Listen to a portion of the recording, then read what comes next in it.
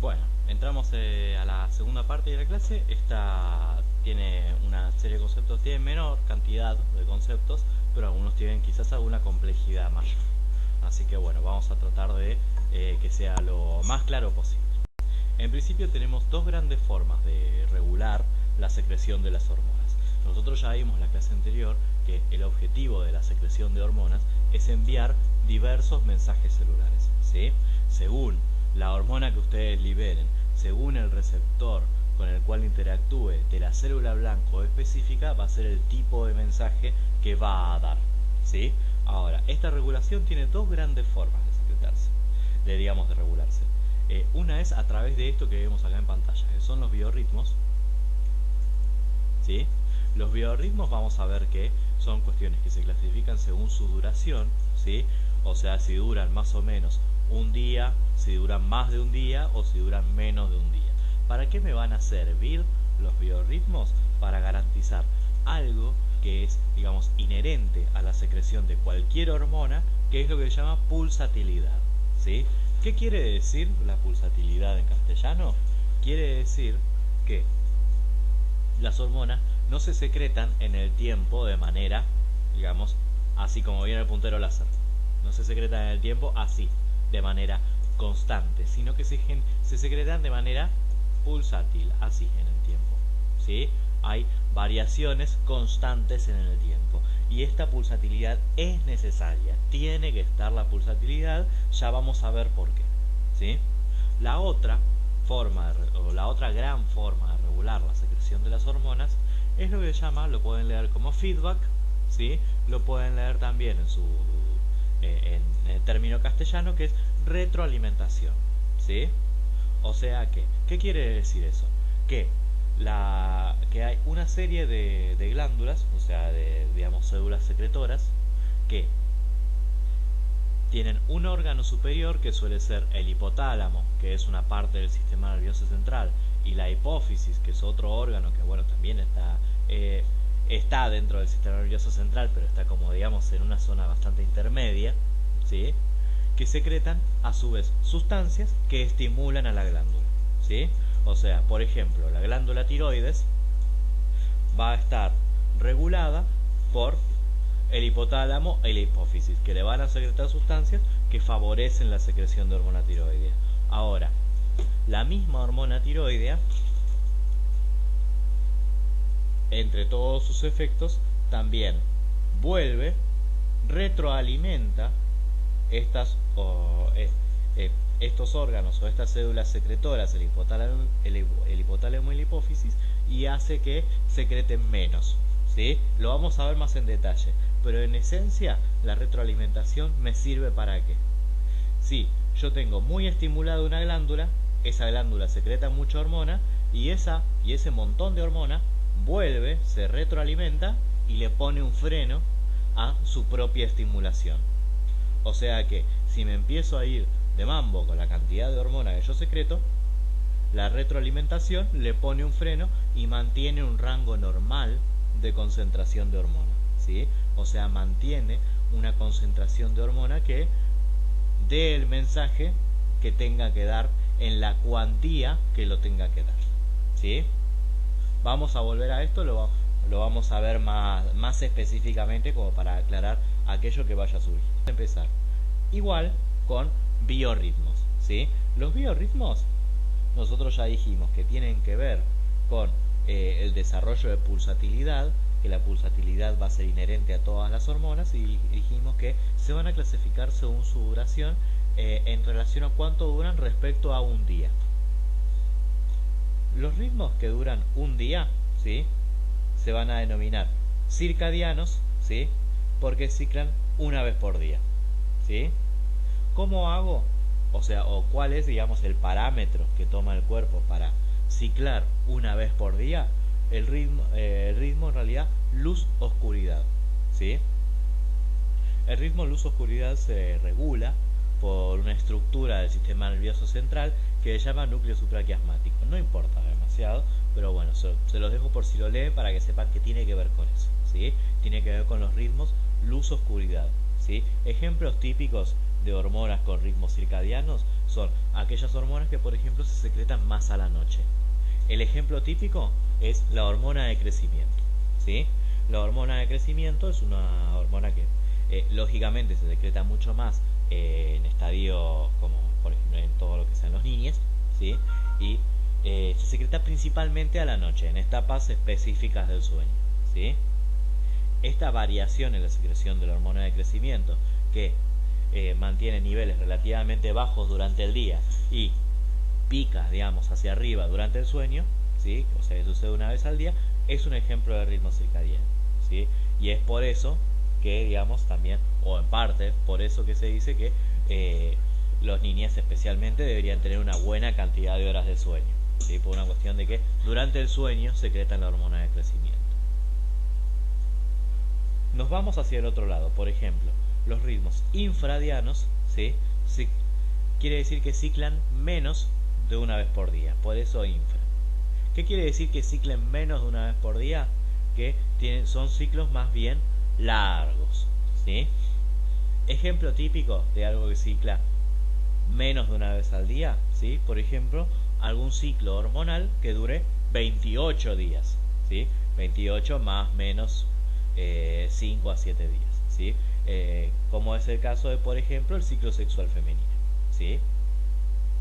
O el ciclo sexual, en realidad más que femenino, de las hormonas femeninas, ¿sí? Por otro lado, si nos vamos hacia el otro extremo, vamos a tener los ritmos ultradianos. ¿Qué quiere decir ultradianos? Que cicla más de una vez por día, ¿sí?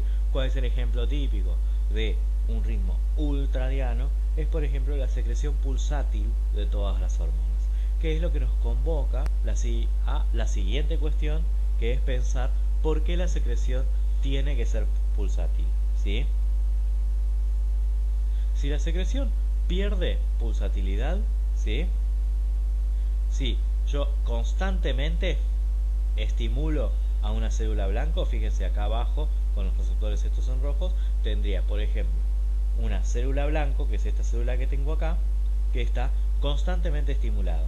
Si está constantemente estimulada, muy estimulada, ¿qué es lo que va a hacer la célula para, digamos, mantener la homeostasis, mantener, digamos, el grado de mensaje normal que esperaría tener esa célula? Va a agarrar esos receptores que tiene expresados, ¿sí?, en su membrana, por ejemplo, para el caso de si esto fuese una hormona proteica, y los va a esconder, ¿sí? Los va a internalizar al interior de la célula y los va a destruir. ¿Qué determina esto? Que si yo estimulo constantemente una célula blanco, la célula blanco, para, digamos, mantener un nivel similar de estímulo, ¿sí?, si tengo mucha hormona y quiero mantener un nivel similar de estímulo, y bueno, le escondo los receptores y por más que tenga mucha hormona respondo menos, ¿sí? Este proceso es un proceso, digamos, fisiológico, que se da en cualquier situación en la que ustedes estimulen constantemente digamos, con hormona una célula blanco, y se llama down regulation, que en inglés quiere decir regulación hacia abajo, ¿sí? Cualquier interacción de un receptor, ¿sí?, y un ligando, sea una hormona, un neurotransmisor, lo que fuere, está sujeto a este tipo de procesos. Al down regulation, que es cuando tengo mucho estímulo, escondo los receptores, ¿sí? Y por otro lado, si tengo poco estímulo, ¿sí?, si por ejemplo tuviese una secreción constante pero muy mínima de hormona, lo que va a suceder es que tengo tan poquita hormona, tengo tan poquito mensaje, que la célula blanco, para aumentar las posibilidades de encontrarse con ese mensaje, va a aumentar la expresión de receptores, ¿sí? Típicamente, si yo estimulo constantemente una célula blanco, el proceso que voy a tener va a ser más bien de down regulation, ¿sí?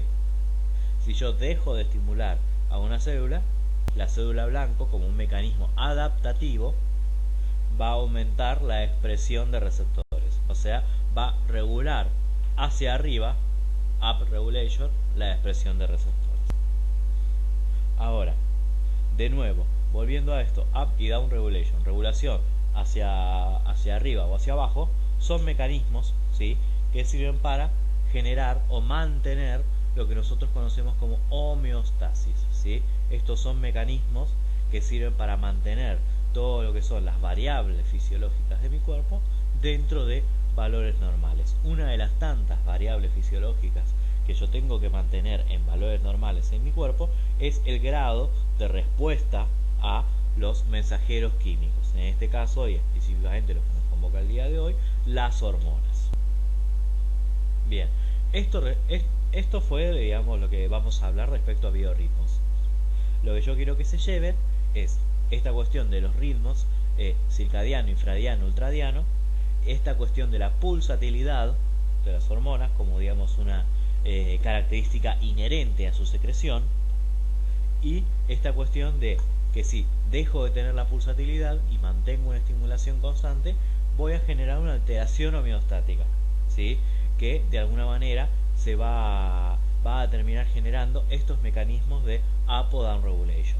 Específicamente, ante la estimulación constante, el down regulation de receptores, o sea, la disminución en la expresión de los receptores en la membrana plasmática o en el citoplasma de la célula según la hormona de la cual estemos hablando.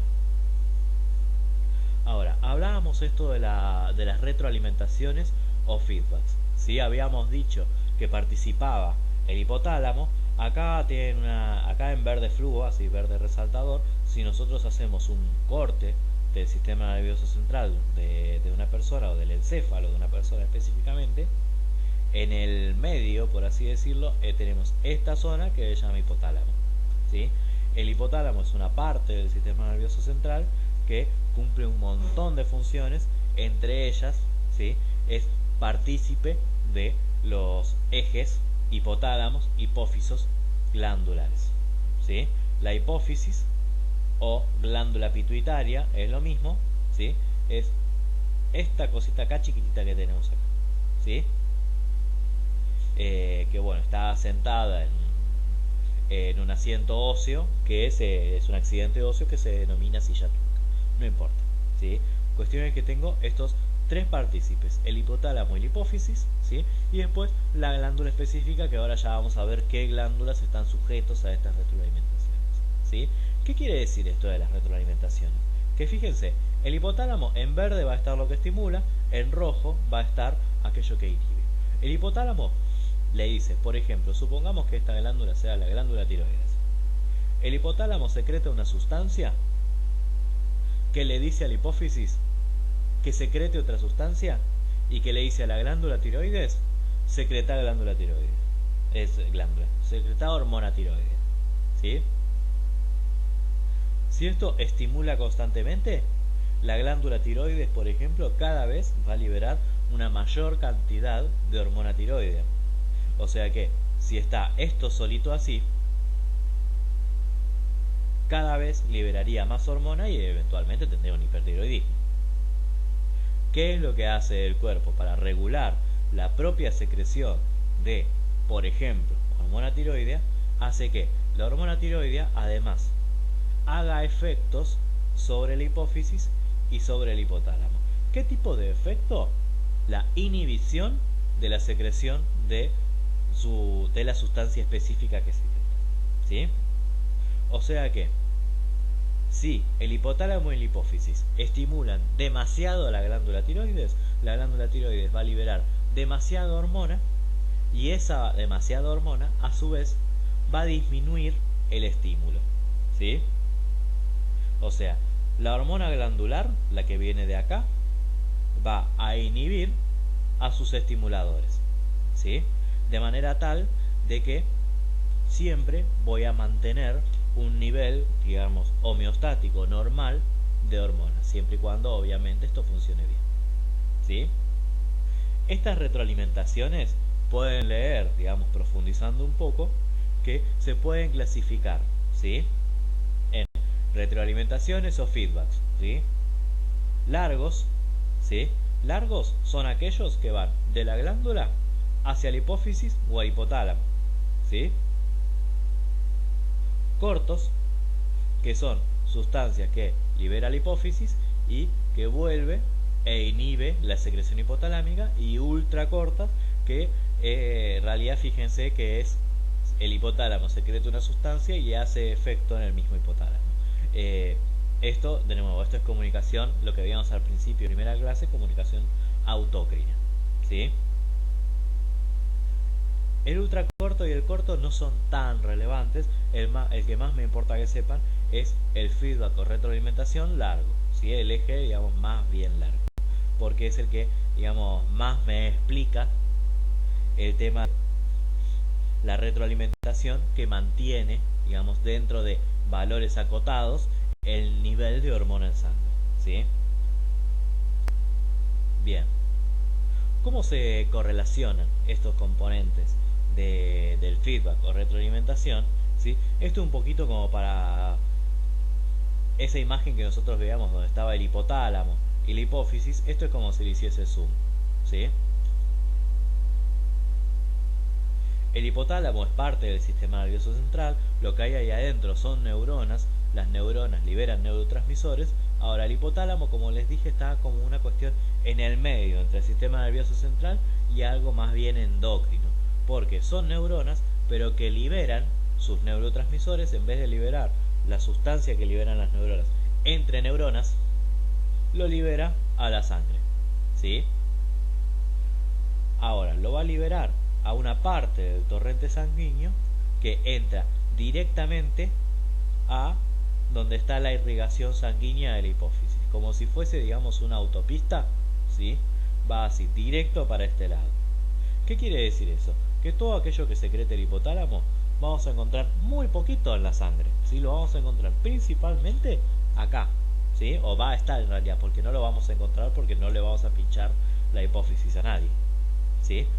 Entonces, las hormonas hipotalámicas las vamos a encontrar principalmente a este nivel, por lo tanto van a ser poco detectables en sangre.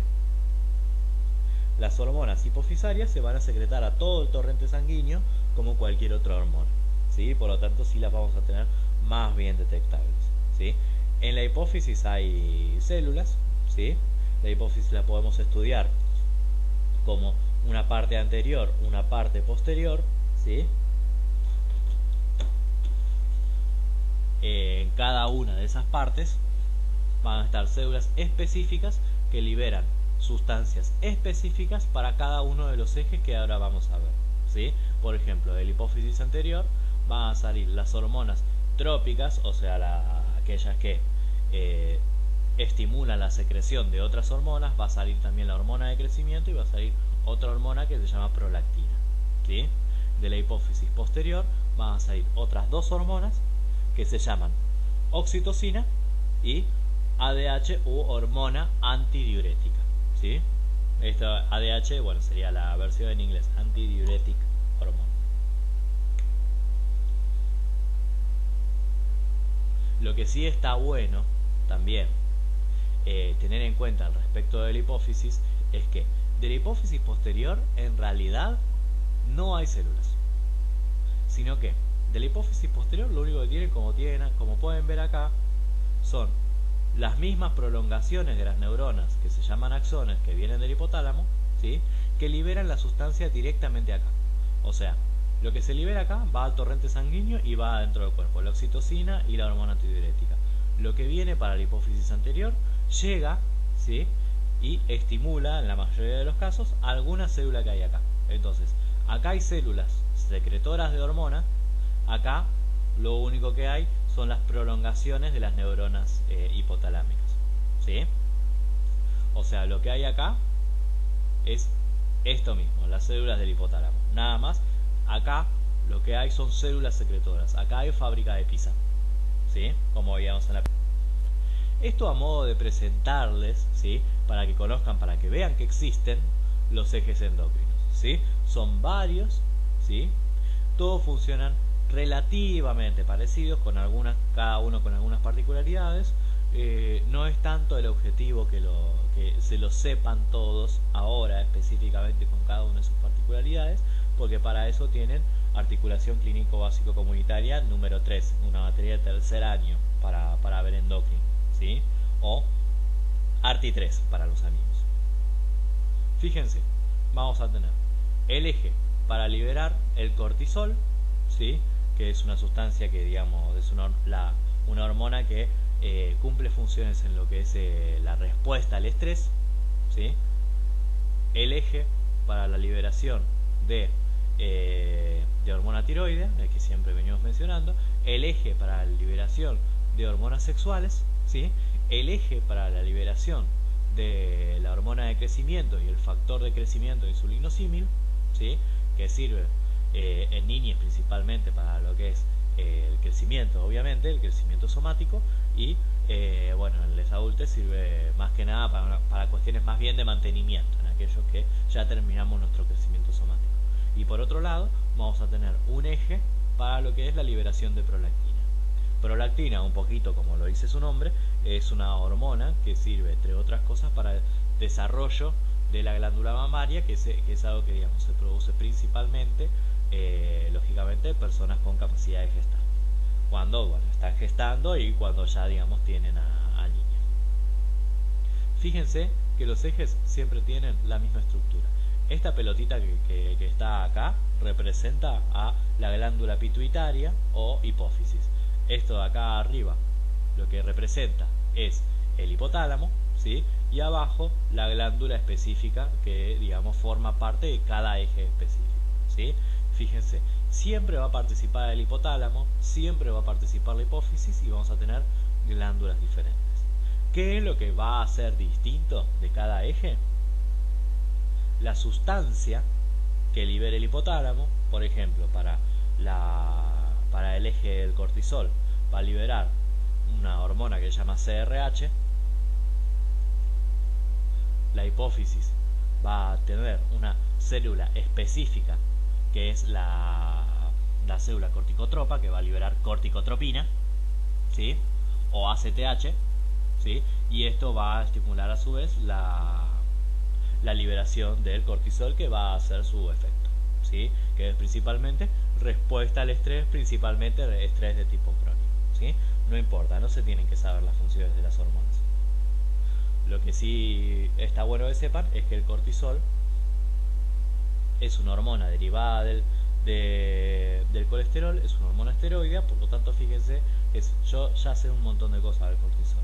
Yo ya sé que no va a tener, digamos, reservas importantes de cortisol dentro de la célula. Yo sé que va a tener una alta unión a proteínas.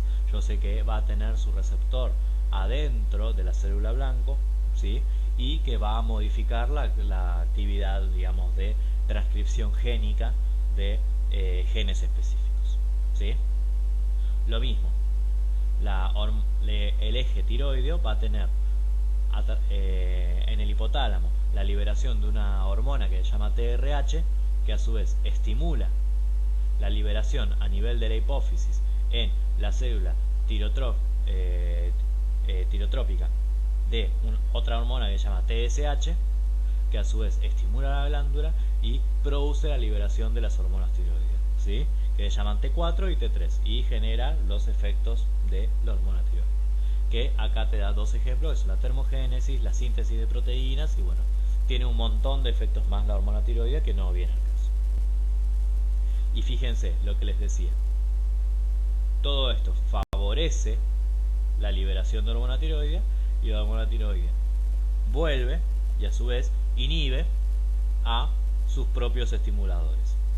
O sea que si estimulo demasiado a la glándula tiroides o si estimulo demasiado a la glándula adrenal, libero demasiada hormona y esa demasiada hormona me inhibe demasiado a aquello que me venía estimulando, ¿sí? O sea, me sirve para mantener niveles, ¿sí? Mantener niveles normales. El eje sexual tiene la particularidad de que de la hipófisis salen dos tipos de hormonas distintas, ¿sí? Que se llaman LH y FSH, hormona luteinizante y hormona folículo estimulante, y que bueno, va más allá de los nombres que tengan. Esta la tenemos tanto personas con genitales femeninos como genitales masculinos, ¿sí? Tenemos de las dos hormonas. Van a actuar lógicamente en las personas con genitales femeninos en los ovarios principalmente y favorecer la liberación de estradiol y progesterona, ¿sí? Y las personas con genitales masculinos van a actuar principalmente en los testículos para la liberación de testosterona y otra hormona que se llama inhibina, ¿sí? Que no viene al caso. Particularidad también, lo que vemos acá es el eje de la hormona de crecimiento. La hormona de crecimiento es una hormona hipofisaria.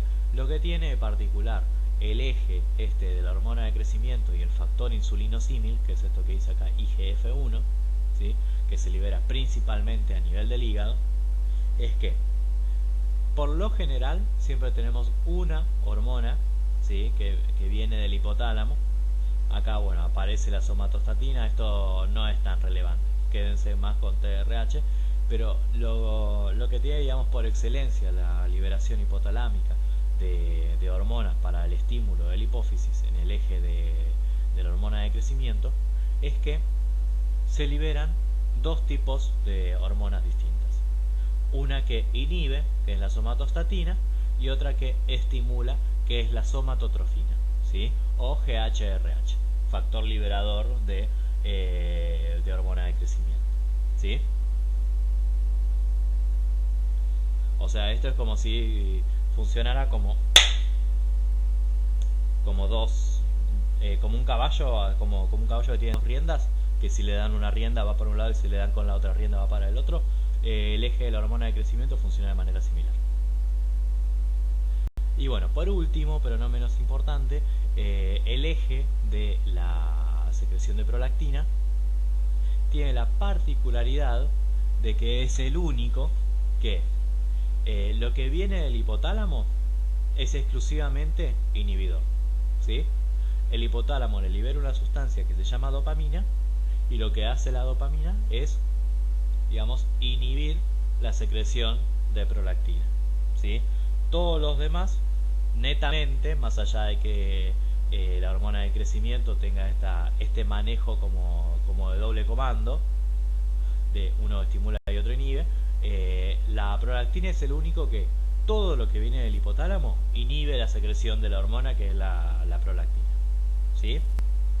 Y bueno, cerrando la clase, la bibliografía, lo que utilicé para armar esta clase es el Bessie Taylor y el 3 Guerra, que bueno, son dos libros que están disponibles online. Espero que les haya servido. Bueno, les digo acá, para mí, la mejor pizarra. Okay. Espero que les haya servido y que, bueno, nos veamos en los espacios online y pronto en espacios presenciales. Chao.